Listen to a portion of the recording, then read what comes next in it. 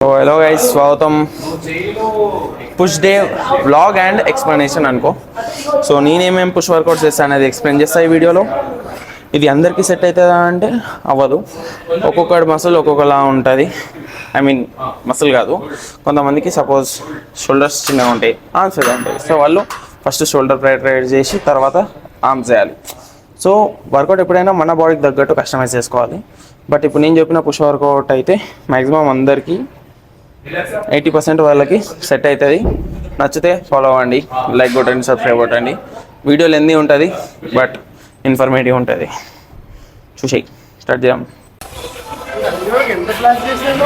ఓడు ఓడాడు లైట్, నేను కూడా బ్లాస్ట్ చేస్తా. నువ్వు జర్రాబాయి ఫస్ట్ చెస్ట్కైనా స్టార్ట్ చేస్తాం. చెస్ట్ వర్కౌట్ స్టార్ట్ చేసినప్పుడు ఎప్పుడైనా always start with incline press అన్నట్టు. అంటే ఇంక్లైన్ ప్రెస్సింగ్ మూమెంట్ ఉండాలి. ఐదర్ ఇది ఇంక్లైన్ బార్బెల్ ఉండొచ్చు ఆర్ఎల్స్ డంబల్ ఉండొచ్చు.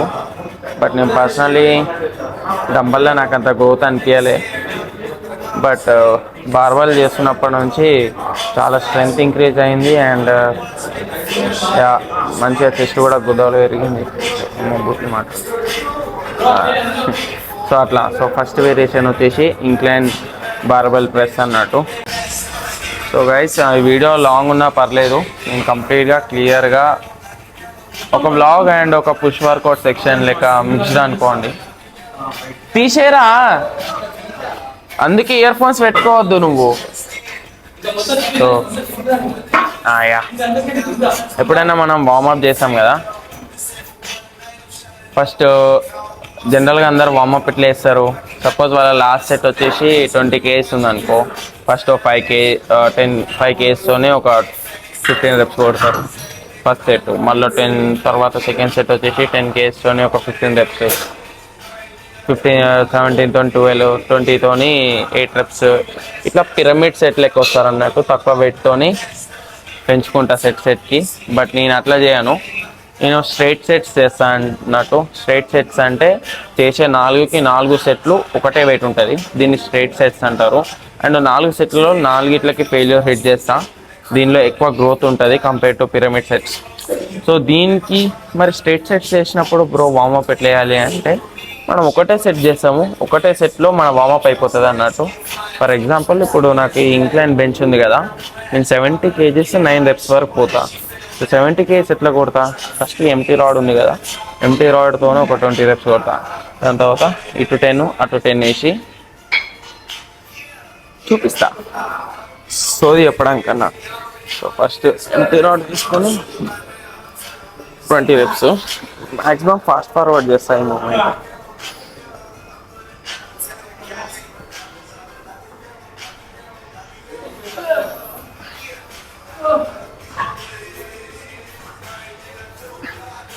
సో గైస్, ఎప్పుడైనా బెంచ్ కొడతాం కదా, బెంచ్ కొట్టినప్పుడు ఫుల్ గ్రిప్ పట్టుకోవాలి. అంతేగాని తమ్ లేకుండా ఇట్లా పట్టుకున్నావు అంటే అది జారి నీ మీద పడుతుంది, నువ్వు చచ్చిపోతావు. యా. అండ్ ఎప్పుడైనా రాడ్ ఇట్లా కింద వస్తుంది కదా, ఇట్లా మీద ఉన్నప్పుడు ఎల్ షేప్లో ఉండాలి. అండ్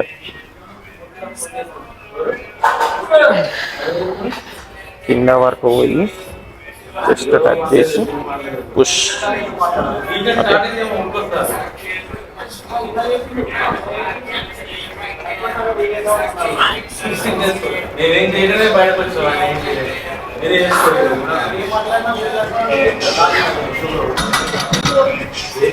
ఫస్ట్ ఎంటీ రాడ్తో చేసిన 15 reps, తర్వాత ఇటు ఒక 10 వేసిన, దాంతో 10 reps కొట్టిన, మళ్ళీ ఇంకొక 10 వేసిండు. ఇదంతా ఒకటే సెట్లో కొడుతున్నా వెంటనే. ఇది ఒక 10 reps కొట్టి 3 minutes గ్యాప్ ఇస్తా. 3 minutes గ్యాప్ ఇచ్చి డైరెక్ట్ నా ఫస్ట్ సెట్ 70 kgs వేసుకొని ఫస్ట్ సెట్ స్టార్ట్ చేస్తా. సో ఒకటే సెట్లో నేను 70 వరకు వచ్చేసిన, టైం కన్జంప్షన్ కూడా ఉండదు, సింపుల్గా అయిపోతుంది వార్మప్. ఇట్లా వేయండి. అండ్ అన్ని పుష్ వేరియేషన్స్కి ఇట్లా ఉండాలంటే అవసరం లేదు. ఆన్ కాలే video.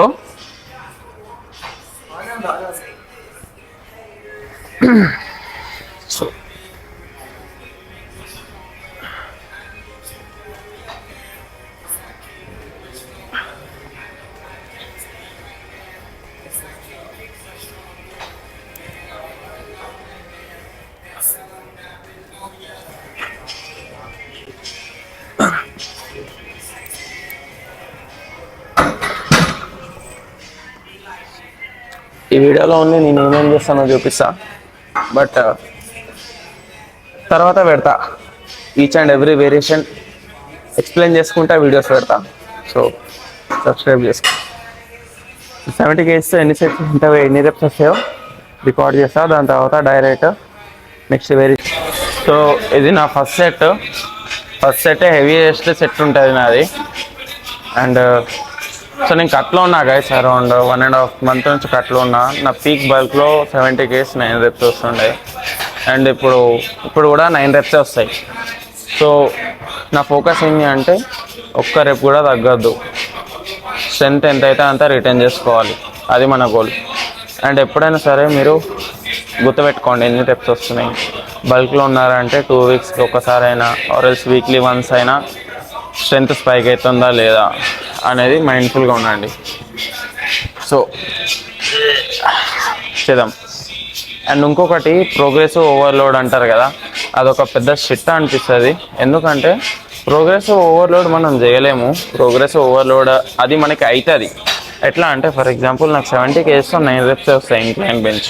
If I want do 10 kgs 10 reps or else 80 kgs 9 reps చేయాలి అని నేను అనుకుంటే అది అవ్వదు.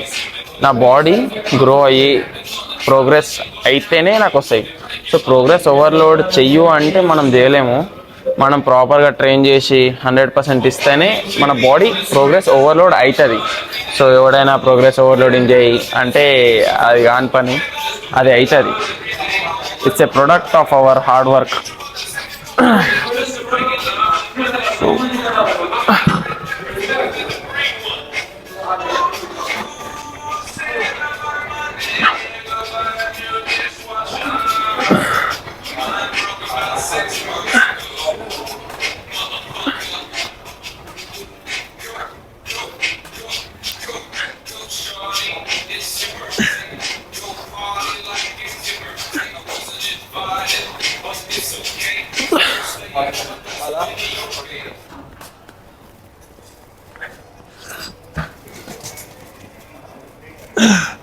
వారిని అమ్మ 10 వచ్చినాయి కదరా, గమనండు ఎక్కువ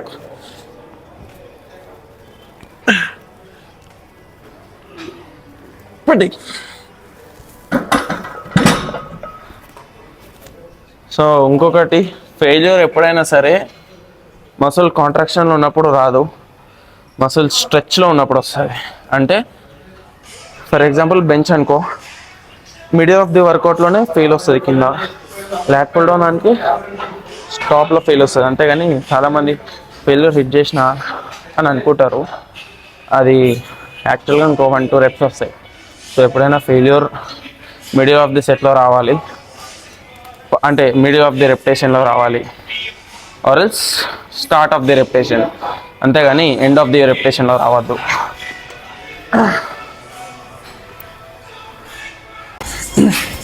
ఘోరంగా పంపైంది. ఇట్లా నార్మల్ నుంచుంటేనే ఎవడు మెట్టు ఇట్లా కాంట్రాక్ట్ చేస్తే జస్ట్ రిలాక్స్ నుంచుంటేనే ఇట్లా కనిపిస్తుంది మెట్టు పైకి.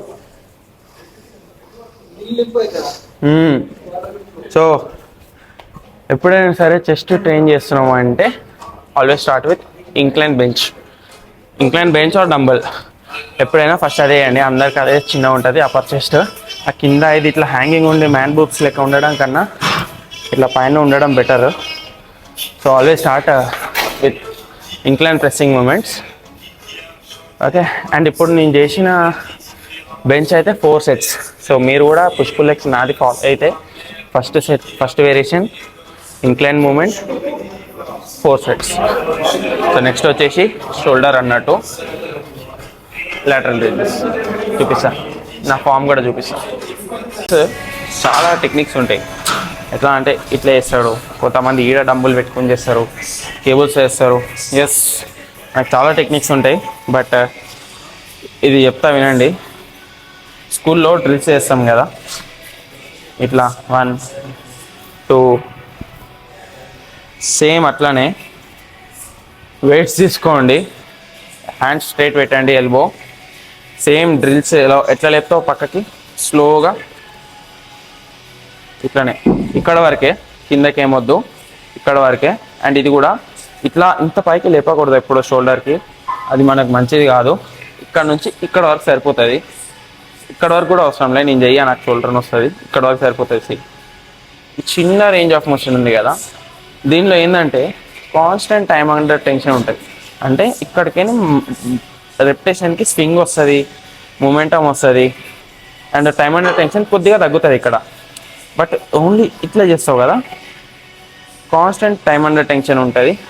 సో ఎక్కువ గ్రోత్ ఉంటుంది, మసిల్ గ్రోత్. అండ్ ఫామ్ కూడా చాలా సింపుల్, బేసిక్. ఇట్లా చేయాలి. అండ్ ఇలా పక్కకు లేపకూడదు, అడ్డంగా లేపద్దు, అది కూడా కాదు. కొంచెం వి అంటే చాలామంది ఇంత ముంగడికి వస్తుంది డంబుల్, లేదు, ఈ వి షేప్కి సైడ్కి మధ్యలో రావాలి. ఇట్లా జస్ట్ ముంగడ ఇలా వచ్చి ఇట్లా వేస్తే సరిపోతుంది, ఎగ్జాక్ట్ పడుతుంది. సో ఇట్లా ఇట్లా మూమెంటం వాడకండి. వన్స్ యూ హిట్ ఫెయిల్యూర్ కదా ఇన్ దిస్, ఇంకా నీకు రెప్యుటేషన్స్ వస్తలే అంటే అప్పుడు ఈ చిన్న రేంజ్ ఆఫ్ మోషన్ యూజ్ చేయొచ్చు. You're finally doing this first set. So rest period, ఒక్క మసిల్కి ఒక్కొక్క సెట్కి ఎంతసేపు రెస్ట్ చేయాలి? చాలామంది ట్రైనర్స్ 30 సెకండ్స్ వేయాలి, 45 సెకండ్స్ వేయాలి రెస్ట్, ఎక్కువసేపు ఇవ్వద్దు, బాడీ కూల్ డౌన్ అవుతుంది అంటారు కదా, అంత బుల్షిట్. మనం వర్కౌట్ చేసినప్పుడు ఏటీపీ లెవెల్స్ మళ్ళా ఏమంటారు, నీకు ఎనర్జీ రావాలి, ఫుల్ ఇంటెన్స్గా పుష్ చేయాలి అంటే కాంపౌండ్, ఇది నా పర్సనల్ ఎక్స్పీరియన్స్, కాంపౌండ్ మూమెంట్స్ అయితే ఒక 2 minutes అని ఇవ్వండి రెస్ట్. ఐసోలేషన్ మూమెంట్స్ అంటే ఓన్లీ సింగిల్ జాయింట్ మూమెంట్స్ అంటే 1.5 minutes సరిపోతుంది. ఆర్ఎల్స్ నీకు ఎప్పుడు రెడీ అయినా అనిపిస్తుందో, ఆర్ఎల్స్ 100% ఇవ్వగలుగుతా అని అనిపించినప్పుడు సెట్ స్టార్ట్ చేయండి. అంతేగాని 1 minute లోపు ఇట్లా దన్న చేయడం, ఎస్ పంప్ వస్తుంది బ్లడ్ ఫ్లో వల్ల, మసిల్ బర్న్ ఫీల్ అవుతుంది, బట్ దానివల్ల మసిల్ గ్రోత్ ఉండదు. Failure, time under tension and mechanical tension వల్ల మసిల్ గ్రోత్ ఉంటుంది. So always focus on quality, ఎంత మంచిగా పుష్ చేయగలుగుతున్నావు అనే దాని మీద. సో మనం సెట్ స్టార్ట్ చేద్దాం.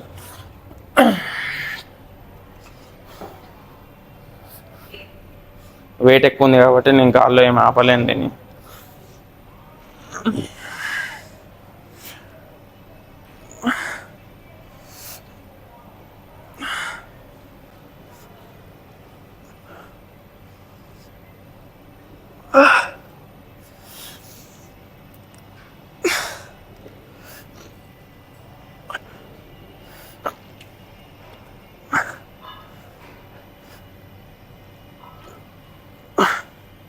నైన్ ఫుల్ రెప్స్ వచ్చినాయి, ఇంకా నాకు రెప్స్ వస్తలేవు కాబట్టి I will do half repetitions. ఇట్లా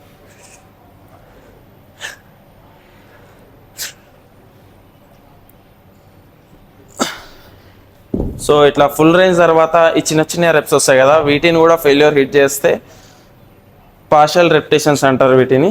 దానిలో కూడా ఫెయిల్యూర్ హిట్ చేయడం వల్ల ఇంకా ఎక్కువ పుష్ చేసినట్టు అవుతుంది. మన సెకండ్ వేరియేషన్ వచ్చేసి స్కల్ క్రషెస్. నాకు తెలిసి చాలామందికి తెలిసే ఉంటుంది, బట్ చాలామంది చేయరు. ఇది నేను చేసే స్కల్ క్రషెస్ కొంచెం డిఫరెంట్ ఉంటుంది. పైన ఎక్స్ప్లెయిన్ చేస్తా, కుదిరితే తర్వాత ఒక స్పెషల్ వీడియో చేద్దాం. సో స్కల్ క్రషెస్కి వచ్చేసి ఎప్పుడైనా ఎల్బో ఇట్లా లోపలికి ఉండాలి, ఇట్లా అర్థమవుతుందా? ఇట్లా బయటకు ఉండడం కన్నా ఇట్లా ఎల్బో లోపలికి ఉందనుకో బాగుంటుంది. అండ్ అందరూ ఇంతే చేస్తారు కదా, ఇట్లా ఇట్లా చేస్తారు స్కల్ క్రషెస్. సో మనం అట్లా కాదు, స్ట్రెచ్ ఇంపార్టెంట్ దీనిలో. చూడు ఎంత కిందకి తీసుకుపోతానో, ఇంత ఇట్లా. నాకు మొబిలిటీ ఉంది, మెల్ల మొబిలిటీ వచ్చినప్పుడే చేయండి. ఓకే, సి ఇంత కింద వరకు పోతుంది, నాకు ఏం పెయిన్ లేకుండా ఇంకా కిందకి కూడా పోగలుగుతా. సో ఇంత కిందకి స్ట్రెచ్ పోయి నకిల్స్తో పుష్ చేసా అంటే రిస్ట్ ఇట్లుండదు, ఇట్లుంటుంది, ఇట్లుండదు, ఇట్లా. సో ఇట్లా రిస్ట్తోని నకిల్స్తోని ప్రెస్ చేయాలి. ఎల్బో ఎంత ఎంకలుకుంటే అంత ఎక్కువ పడుతుంది ట్రైసెప్. ఓకే, ఇట్లా స్ట్రెచ్, డూ స్ట్రెచ్.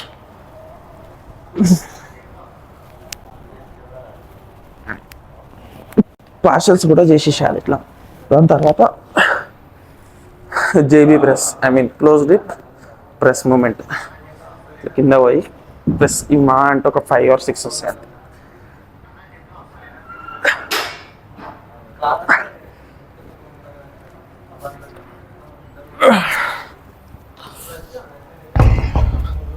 సో ఇట్లా ఇవి ఒక 4 sets, lateral raise of 4 sets, incline bench 4 sets.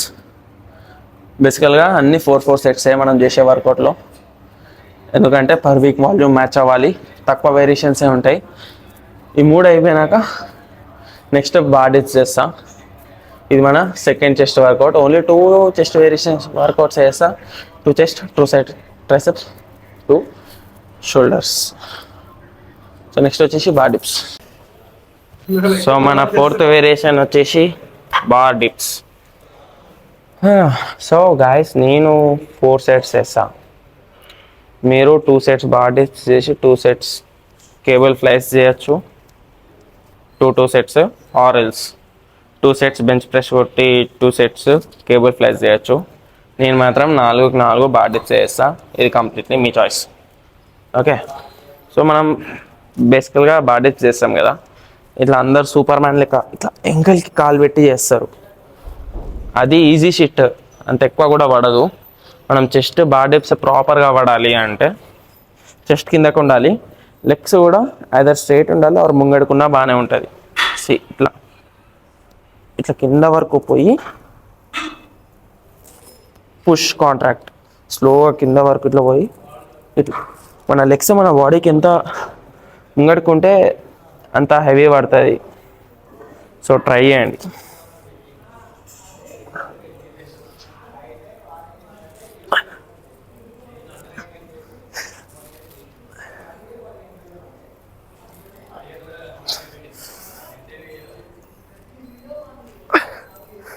నేను ఇంత కిందకు పోతున్నా అంటే నాకు మొబిలిటీ ఉంది.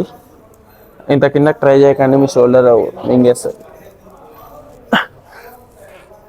వస్తలేవు ఇక. మన నెక్స్ట్ వేరియేషన్ వచ్చేసి rope press down. So guys చాలామందికి రోప్ ప్రెస్ డౌన్ చేయరాదు, ఐ మీన్ ఎల్బోస్ లాక్ కావు ఇక్కడ కార్నర్ పట్టుకోవడం వల్ల. సో కార్నర్ పట్టుకునే బదులు ఇట్లా మిడిల్లో కనిపించాలి అనుకుంటా, ఇక్కడ కార్నర్స్ పట్టుకోవడం వల్ల చాలామందికి ఇట్లా ఎల్బోస్ లాకింగ్ అంత రాదు బిగినర్స్కి. సో వాట్ ఐ సజెస్ట్ అంటే ఇక్కడ మిడిల్లో పట్టుకోండి. ఇలా మిడిల్లో పట్టుకొని రోప్ని ఇలా దూరం పెట్టకండి, క్లోజ్ టు బాడీ పెట్టుకొని ఎల్బో ఇట్లా అవుట్ చేసి ఇట్లా బయటకి, కిందకి కాదు బయటకంటే లాక్ అవుతుంది ఎల్బో, ఆర్ ఎల్స్ ఇట్లా కింద ప్రెస్ చేయండి. ట్రై చేయండి ఇట్లా మిడిల్లో పట్టుకొని, డెఫినెట్లీ కాంట్రాక్షన్ అయితే మంచిగా అవుతుంది. ఇది నా టిప్, నా పర్సనల్ టిప్. సో ఇది ఒక 4 sets స్లోగా చేయాలి, ధన్మని చేయొద్దు. మెల్లగా కాంట్రాక్ట్, హోల్డ్, స్లోగా నెగిటివ్, స్లోగా పుష్, కాంట్రాక్ట్, మళ్ళీ ఐసోలేషన్ మూమెంట్ కాబట్టి.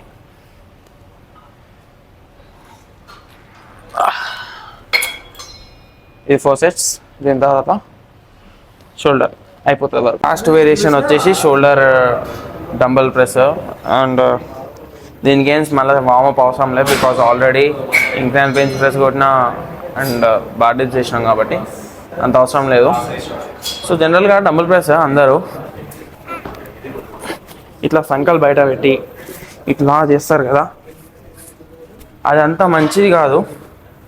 ఓన్లీ ఫ్రంట్ డెల్ట్ వాడాలి, సేఫ్ ఉండాలి. అంటే జర ఈగోని పక్కన పెట్టి మన ఎల్బో ఇట్లున్న ఎల్బోని ఇట్లా ముంగడ పెట్టుకో, ఇట్లా అడ్డంగా ఉన్న డంబల్ని 45 degrees లెక్క చెస్ట్ ప్రెస్, ఎంకల్కి లీన్ అవ్వాలి, బ్యాక్ ఆర్చ్ ఉండాలి. పుష్ పైకి పుష్ చేసి స్లోగా కిందకు వచ్చి పుష్. అండ్ డెప్త్ ఉండొచ్చు, ఇట్లా వేసాం అంటే డెప్త్ ఉండొచ్చు, స్ట్రెచ్ ఉంటుంది, మంచి గ్రోత్ ఉంటుంది. కానీ చాలా కష్టం, రెపిటేషన్స్ రావు. సో ఇది ట్రై చేయండి, ఫ్రంట్ డెల్ట్ ఎక్కువ పడుతుంది.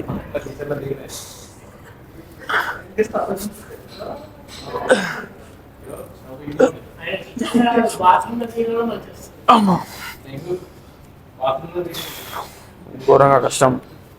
సో మన వర్కౌట్ ఇంతే, ఇంకా కథం.